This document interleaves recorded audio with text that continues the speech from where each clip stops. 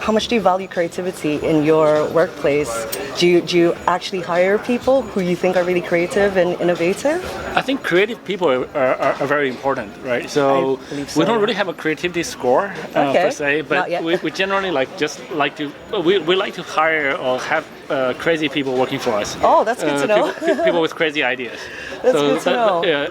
So we have a metric called hardcore. Okay. So we kind of like to get the hardcore guys in. Okay. Now, without further ado, I'm going to hand over the mic to the man that you're all here to see speaking, Cizi. Yeah, but maybe please invite Anya on the stage, and she has all the questions. There she is.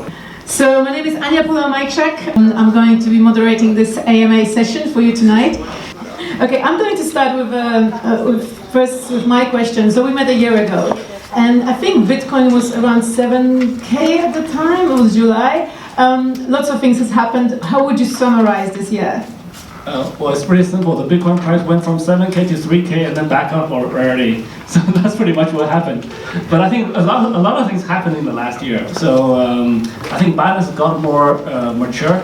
The first year we were just explosive growth, and now we've gone through a bear market. Through a bear market, in the last 2 years, you can see which projects does well, which projects are gone. So we have been very active through the bear market. We're here to stay. We're here for the long run. Nice. I'm going to start reading the questions which I received from other journalists. So here's the question from Oscar Dominguez from Territorio Bitcoin.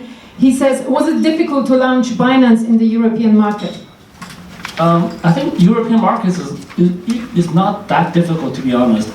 Europe is one of the more open continents, or there's many countries that collaborate together, even though we're in a country that's kind of leaving that union. But I was in Germany this morning, right? So when you travel between countries, there's no borders. So I think the cryptocurrency adoption is very high in Europe because of that. And I think launching exchanges here, we just need to find ways to work with banks, and we're kind of finding ways to do that now. So that's improving. And I think even you mentioned Brexit. Do you think that Brexit is going to affect Binance operations here? I don't think it's going to affect very much, to be honest. That's good and bad. I mean, Britain is a very strong economy. It's a very old country, very established government and management regime. So I don't think it's going to impact that much. If anything, most likely it's going to make people want to adopt cryptocurrency more, which is good for us, I guess. Now I'm going to read a question from Marco Caviccioli from Cryptonomist. He's saying, what is the plan around Binance DEX? Will DEX dominate the centralized exchanges? I certainly hope that Binance DEX will one day dominate all the centralized exchanges, including Binance.com. I personally think that is the future. Because it is much easier once you learn how to use a DEX. Can I see how many people have used the DEX before? Oh, okay, so this is a very advanced crowd. Today, a very large number of people still don't have a hardware wallet. If you use our Binance DEX, you know that with a hardware wallet plugged into your computer, you can trade on Binance DEX, and you know 100% that your private keys are your own. So I think that's the future. There's no concept of accounts. Which actually makes the cost of running the exchange much lower, because you actually can't do KYC, you actually don't do any of that stuff. It is a little bit riskier if you don't know how to protect yourself. If you go to a phishing site and send money away, then it's gone forever. But I think as people learn to protect themselves in those kind of regards, I think DEX will be the future. Yeah. Do you think the launch of LIBRA is generally going to have a good or bad impact on the industry? I personally think the more things we have in the crypto space, the better. There's no such thing as bad things in crypto, or less scams. As long as it's a legit project. So I don't think LIBRA is going to be a scam. I don't think Mark Zuckerberg is going to run away with a few $1 billion or anything like that. He has more money than that already. So, and the fact that they can bring so many users into the crypto industry is good.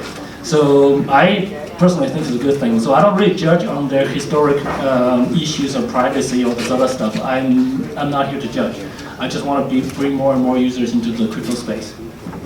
I just recall there was actually, I recall the time when Bitcoin Cash SV, actually Binance and a couple of other exchanges delisted Bitcoin SV. Why was that? So I think there's a line that we don't judge on projects, and there's a line where there's a clear fraud. If I say I'm somebody else that I'm not, then that's fraud. We want to support the project because BSV is actually independent of Craig Wright. But there's a certain point where we say, okay, enough is enough. Let's just get rid of this thing. Thank you. Now a question from Siamak Masnavi from Crypto Globe. He's asking, do you agree with the commentators who say that altcoins are not as popular as they used to be?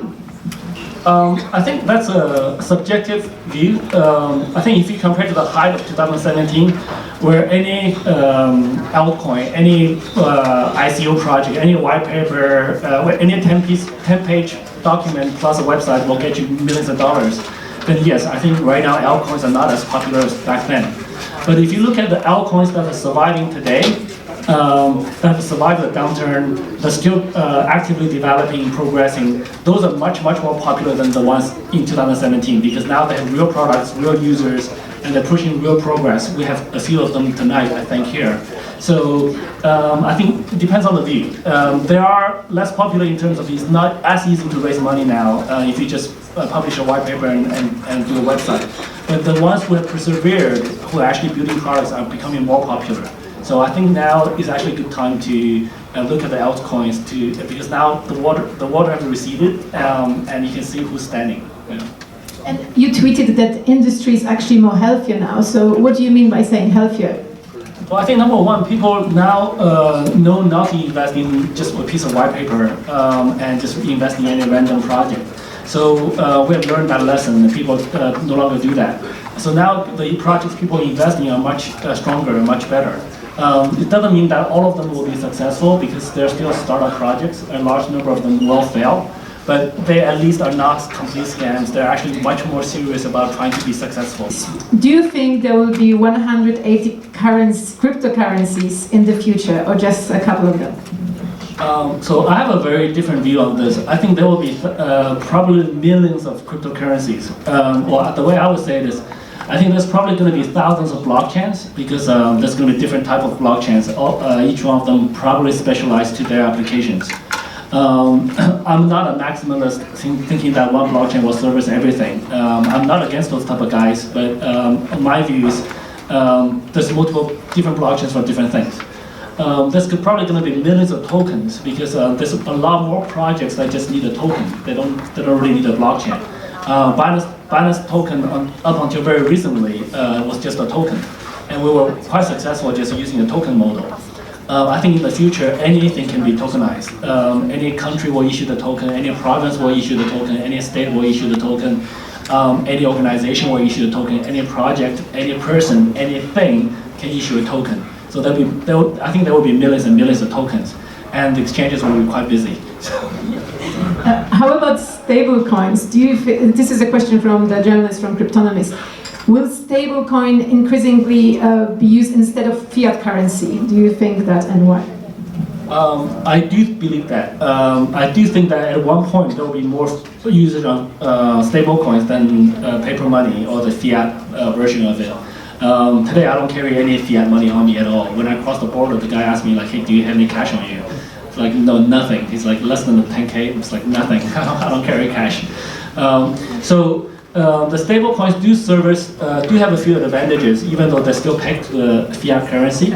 Now, once they're issued on the blockchain, it's much easier to transfer, right? It's much easier to transfer from UK to China to Japan to the United States. I think Binance.com was one of the earlier ones to support USDT, which grown the USDT liquidity. It's a chicken and egg problem. USDT, a stablecoin does solve a lot of problems we have with traditional. If you try to deposit and withdraw through the bank, it's a lot more difficult, right? So even though we're working with Jersey, through SEPA, through other European banks, but it is sometimes more difficult to do than using a stablecoin. Binance.com got popular, got to the world's largest exchange just by sporting a couple of stablecoins. So I think eventually more and more people will get used to that. The stablecoins today are still not so good, to be honest. They still have deficiencies, but over time I think we'll see more and more stablecoins, and with more choices, the quality will get better. There is another question from Amelia from Bitcoin.com. What are the future plans for Binance? Do you plan to launch other products after labs and charity?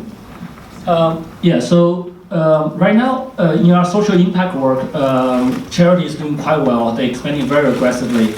I think they've reached about 20,000 beneficiaries already. So that's going quite well. Labs is more like a VC investment arm of Binance, but we want to build out the infrastructure. We have a very long-term vision. In addition to those, we're launching quite a number of other things. Binance Jersey, we're ramping up the service. Don't hold me accountable for this, but around mid-August, we're going to launch lending. So that means instead of Binance lending users money, the users will be able to lend other users money for trading on margin. And you're going to be able to get the interest that the margin traders pay for that kind of loan. So we expect that to bring a lot more custodians onto Binance.com. So all of those things are happening. We're also working very hard together with our US partner to launch Binance US. I don't think any of you guys are interested here, but that's also happening. So there's a lot of stuff happening already, but the other thing is I actually don't know all the stuff that's happening, and I don't plan all the things that's happening. But very often in Binance, I find out afterwards. We're so decentralized. The teams have autonomy to do whatever they want to do to a very large extent. And once they're released, they tell me, "Hey, we're about to release this thing." That's when I find out. How do you see your mission? Where would you like to see yourself in the next 5 years? Sure. So I don't think we are getting more. I think we're getting more influential for sure. I don't think we have abused our power at all. I think there's a lot more things we could potentially do, but we just said we're not going to do them. Do you want to help Binance to become a company that lasts for 50 or 100 years or even more? So I want to help in whatever I can. But at the same time, I do hope that I can make myself irrelevant for Binance within 5 to 10 years. So this way, if I want to get into a position where if I leave Binance, nothing changes. I was talking to somebody there. I'm kind of interested in looking at biology projects and stuff like that. But that's 5 to 10 years down the road. Right now, I'm actually not involved in the day-to-day operations of Binance. I can fly around and be offline for 3 days, 7 days. Binance will be fine. What kind of biology projects? I don't know. I think basically, I think the thing we're doing right now is basically improving our financial system so that we can fund much bigger projects or much better projects or much more meaningful projects. So today we're funding small projects for the blockchain space. I do believe blockchain fundraising is one of the biggest killer apps, because now you can fundraise around the world using a cryptocurrency, and that's very fluid, that's very liquid. Once we are able to build our industry a bit more, let's say a couple of years down the road, for example, Elon Musk is looking for funding to go to Mars. There's many biology, as a species, we don't understand ourselves that well. There's a lot of diseases we cannot cure. We don't know how our body works to a very large extent. We don't know why we get a fever, for example. I foresee a day where we can raise billions of dollars to say, hey, we're going to run a biology project. We're going to understand ourselves a little bit more. I think that's really two directions, right? So one's looking at ourselves, and one's like space exploration. Like we go to the universe, and I think people are doing that already. I'm more interested in understanding a bit more of ourselves. So hopefully one day, once our blockchain industry is strong enough, we can fund other industry projects. Is there anything else you would like to say about Binance and your visit to London? So I think basically I have not spent as much time as I wished in Europe overall. I've been spending quite a lot of time for the last year in Asia. So for the next little while, I do want to spend more time in Europe. And less so United States, but more Europe. I think the Europe atmosphere is really ripe for blockchain and for Binance as well. So there's less rules in Europe. For example, in Germany, which I flew in this morning, there are no speed limits, right? So you can drive as fast as you want, but people don't drive that crazily, to be honest. And there's not more accidents in Germany than the rest of the world. So it doesn't. My philosophy is doesn't mean that more regulation is better. It's just that more well-developed behavior and the industry norms are better. So we hope to bring Binance to Europe and being able to service people here more. So I think my time's up, but I'll be walking around. Anybody can come up to me and ask questions and talk to me about it. Yeah. Actually, I'm going to ask you one more thing, because you said regulations are not so important, but nurturing good behavior is important. So how do you nurture good behavior? Sorry, let me correct that. I didn't say regulation is not important. It's just that sometimes over-regulation is not good. May not be needed. I think a certain amount of regulation is important. I think basically the way to nurture good behavior is just to act honorably yourself.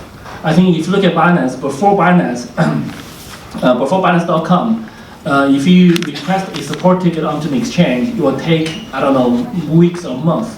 But with Binance, we said we're going to respond to every single ticket within 1 day to the best extent we can. In some peak periods, we're slower. But normally, we'll respond in hours or in minutes.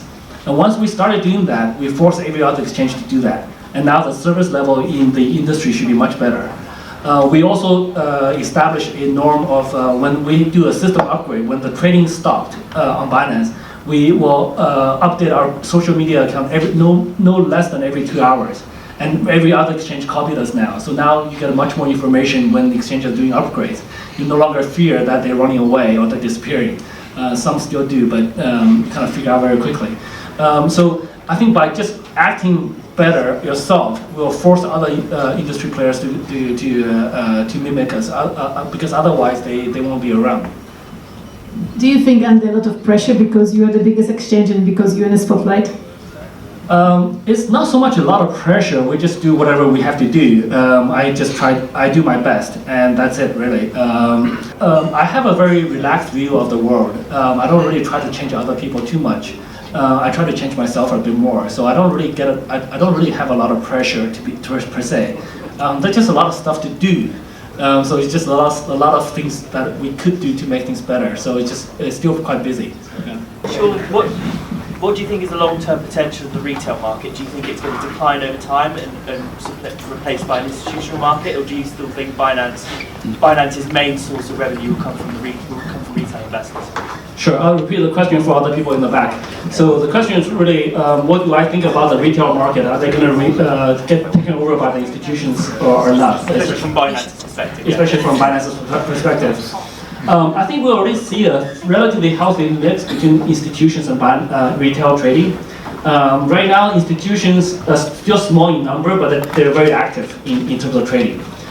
They differ a little bit by countries. The more developed the country is, the more institution trading percentage they occupy.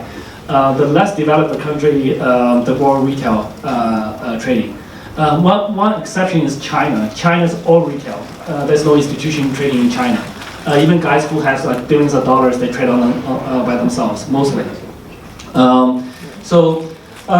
I think we're kind of ready to service both. Today we're more retail oriented, but we're adding more and more institutional features like sub accounts, institutional KYCs, institutional. We may even evolve the margin loan to be more institutional friendly, so that they're more used to in the traditional finance where they get loans from the brokers, etc. Loan availability management, that kind of stuff. So I think both will come at the same speed, and they'll be pretty much the same as in the traditional industry. Yeah. Your team coming to you with new innovations and new strategies and game plans. Do you believe that with this new world of peer-to-peer currency and investment platforms that a distributed workforce is very important? Let me comment on the decentralized team a little bit. It sounds very sexy, but it's actually very, very hard to implement and manage. Not manage, or just lead, or just coordinate and organize. The key, so far we've been relatively lucky that we get very passionate people.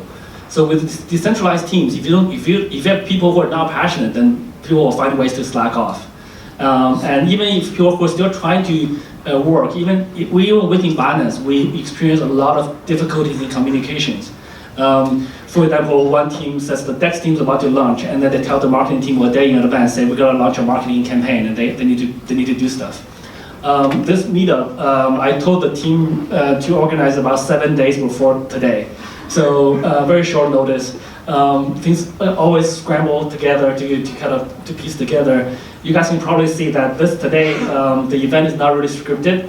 Everything just kind of comes together by itself. So those kind of issues happen. And if you don't have a very passionate team, then the thing doesn't really work. Also, the communication overhead, the inefficiencies introduced by remote teams, and the difficulty of talking to somebody remotely introduces a lot of friction. A lot of teams, there are times where you misunderstand the other guy, you think the other guy is slacking off, doesn't get you, stuff like that. So that's very costly as well.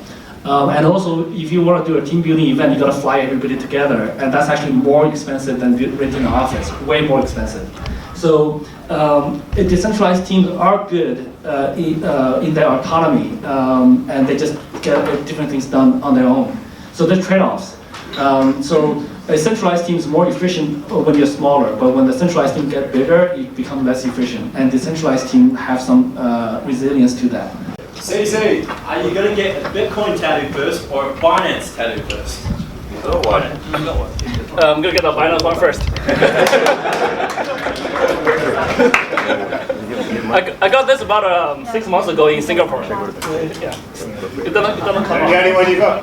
That's the only one I had. That's the only time I had. Well, we're going to end on this positive note. Thank you so much, CZ. Thank you for listening. And enjoy the rest of the evening. CZ, maybe you would like to stay with